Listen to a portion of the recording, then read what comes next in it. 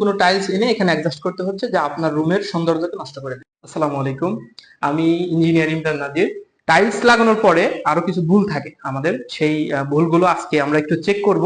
আমরা এখানে আছি যেখানে, এখানে একটু চেক করে আপনাদের দেখাবো এবং এটার সমাধান বা কিভাবে করা যায় এই বিষয়টা আমরা সাথে একটু উল্লেখ করব।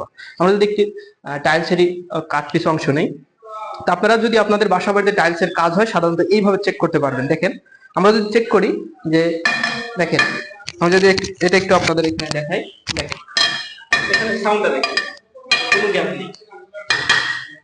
দেখেন,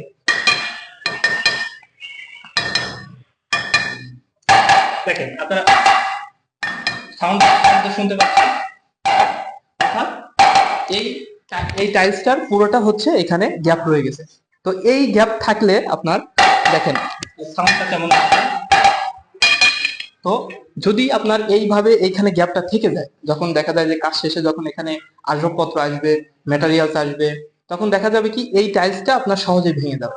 তো এখন এই টাইলসটা যদি ভেঙে যায়, তখন আপনার কি হবে, দেখা যাবে যে আপনার নতুন কোনো টাইলস এনে এখানে অ্যাডজাস্ট করতে হচ্ছে, যা আপনার রুমের সৌন্দর্যকে নষ্ট করে দেবে।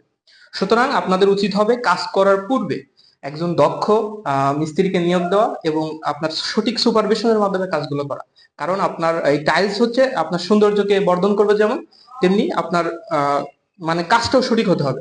সুতরাং আপনারা কাজ করার পূর্বে চেষ্টা করবেন যে এ গ্রেডের ভালো মানের টাইলস আনা, একজন দক্ষ মিস্ত্রি দেওয়া এবং এই যে এই বিষয়গুলো সঠিকভাবে তত্ত্বাবধান করা। আশা করি আপনারা টাইলসের এই বিষয়গুলো উপলব্ধি করেছেন। এবং আরেকটা বিষয় থাকে, এই গ্যাপ থাকার কারণে এখানে গ্যাস জমার সম্ভাবনা থাকে। যদি এখানে গ্যাস জমে টাইলটা বাস্ট হয়ে যাবে, সেক্ষেত্রে আপনার এবং আপনার পরিবারের জন্য ক্ষতির কারণ হতে পারে। সুতরাং কাজগুলো করার আগে এবং পরে উভয়ই সচেতন থাকবেন, কাজগুলো সঠিকভাবে হোক। তো আজকে এই পর্যন্তই।